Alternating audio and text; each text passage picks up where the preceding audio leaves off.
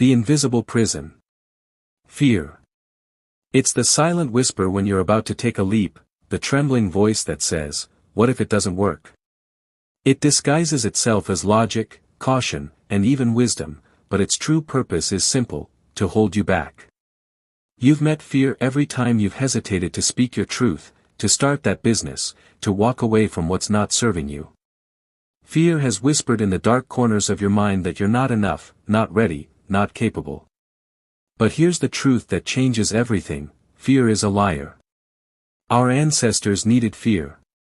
It kept them alive when the danger was real, a wild animal, a cliff edge, a storm. But the world evolved, and our brains didn't get the memo. Today, fear doesn't protect us from lions, it protects us from growth.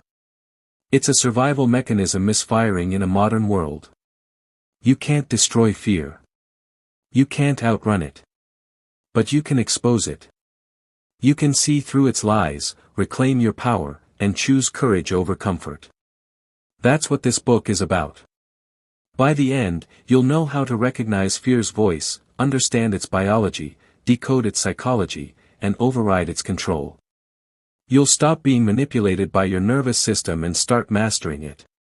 You'll stop believing the lie that fear keeps you safe, and realize that what it really keeps you from is your potential. Understanding fear, the mind's great deceiver. Fear is not the enemy, misunderstanding it is. Inside your brain, fear begins as a signal from the amygdala, a small almond-shaped structure that processes threat.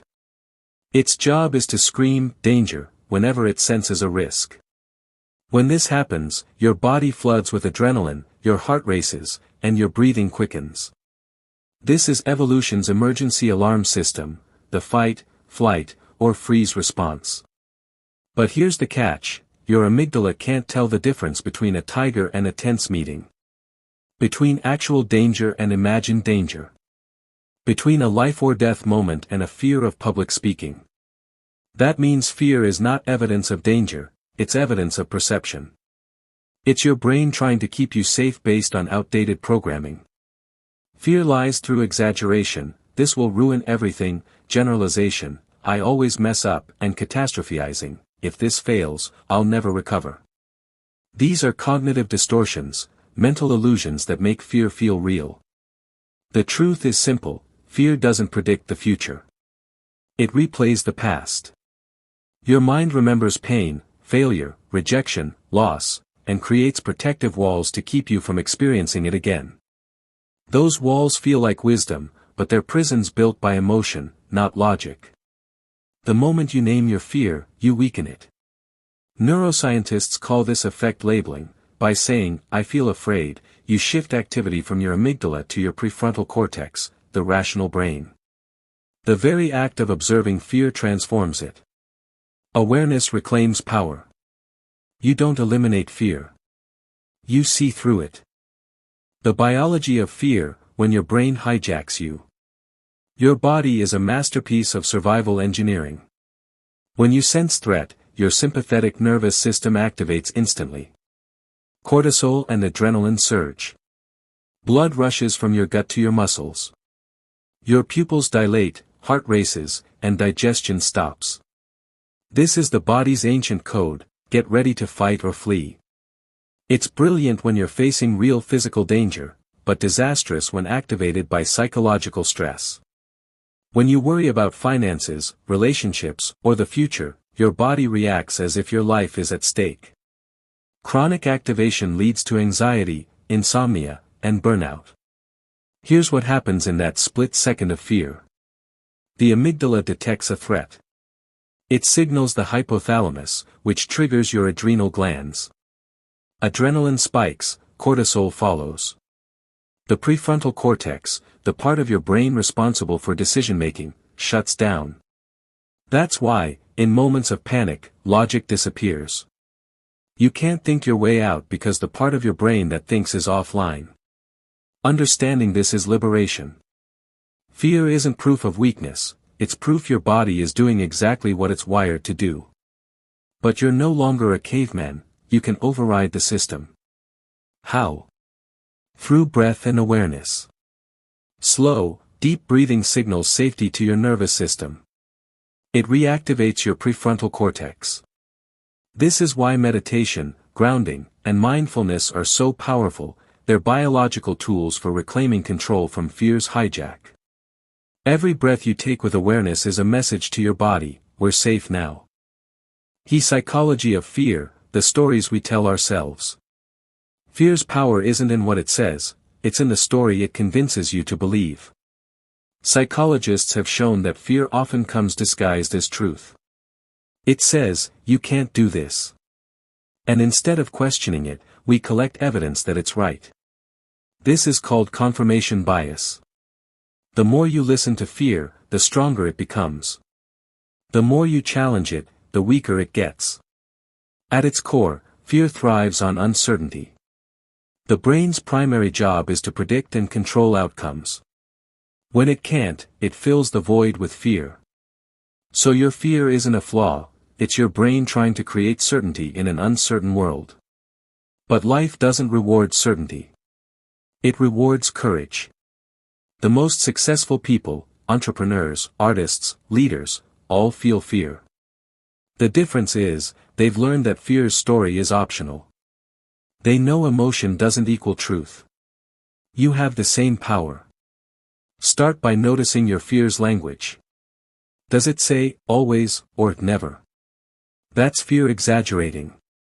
Does it sound like your parents, a teacher, or an old critic? That's fear using borrowed voices. Does it pretend to be logic? Now isn't the right time. The moment you see fear's narrative, you can rewrite it. How fear masquerades as logic. Fear is clever. It rarely announces itself, it disguises itself as practicality. It says things like, be realistic. You need more preparation. Now's not the right time. But these phrases, while logical on the surface, often mask avoidance. Fear uses logic as camouflage. Let's get real, logic isn't bad. Rational thinking keeps us balanced. But when logic becomes an excuse not to act, it's no longer rational, it's fear dressed in reason. Ask yourself this simple question. Is this decision coming from wisdom or from fear? Wisdom feels calm, clear, and grounded. Fear feels urgent, heavy, and filled with what-ifs. This distinction can transform your life. You'll start noticing how fear hides in conversations, choices, even opportunities. You'll catch it whispering, stay safe, every time you're about to expand. Fear's logic protects your comfort zone, but your comfort zone is where dreams go to die. Remember, comfort is the cage, and fear is the guard. Breaking the cycle, facing fear head-on. The only way out is through. Avoiding fear feeds it. Facing fear starves it. The cycle begins the moment you choose to confront what scares you instead of retreating. Psychologists call this exposure therapy, gradual, intentional confrontation with what you fear until it loses power. Here's how it works. Name the fear. I'm afraid of failure. Break it down. What does failure really mean? What's the worst-case scenario? Face it in small doses. Take micro-actions that challenge the fear safely. Celebrate progress. Each step teaches your brain, see? We survived. The brain learns through evidence. Every act of courage rewires it. This is called neuroplasticity, your brain's ability to change. Fear is a habit of thought, courage is a habit of action. You train it through repetition. Each time you act in the presence of fear, you weaken the old circuit and strengthen a new one. Eventually, what once terrified you becomes familiar. The power of belief, rewiring your inner voice. Fear's lies often echo from childhood. You internalized voices that said, don't try too hard, don't stand out, or, what will people think? Those beliefs became mental software, running silently for years. Beliefs shape perception. If you believe you're not capable, your brain filters reality to confirm it. That's why transformation doesn't start with doing, it starts with believing. To rewire fear, you must rewrite belief.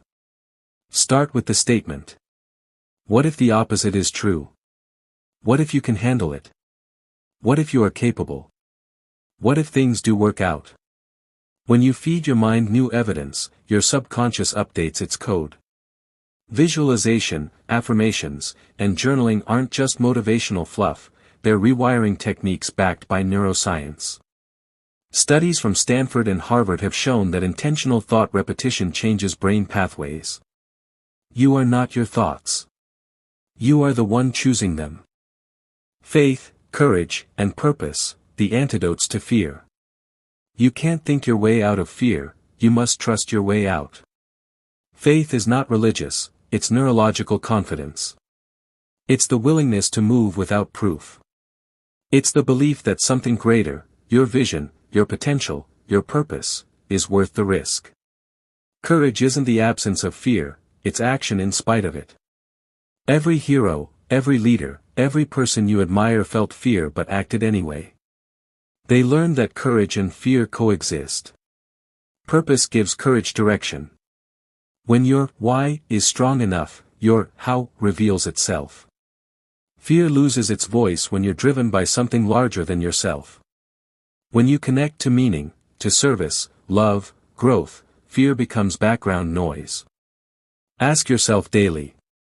What would I do today if I weren't afraid? Then, do one thing toward that answer. Chapter 8, Living Fearlessly, Building a Life Beyond Anxiety. A fearless life isn't one without fear, it's one where fear has no authority. You'll still feel nervous before the big moment. You'll still question yourself sometimes. But fear will no longer dictate your choices. Living fearlessly means you feel the fear and act anyway. You choose growth over comfort. You speak even when your voice shakes. You stop waiting for permission to live. Your nervous system will always react. But now, you'll recognize it for what it is, a false alarm. You'll breathe, center, and move forward. Fear stops controlling your life the day you stop believing it has the right to. Conclusion, freedom beyond the lie. Fear has lied to you for years. It told you that safety equals happiness. That certainty equals peace. That comfort equals security. But you now know the truth, comfort kills growth, and fear kills potential. Your fear will always be there, it's part of being human. But now, it's a background noise, not the narrator of your life. When fear whispers, you can't, smile and say, watch me. Because the greatest freedom you'll ever experience is not the absence of fear, it's the mastery of it. Fear is a liar. Courage is truth. And your life is waiting.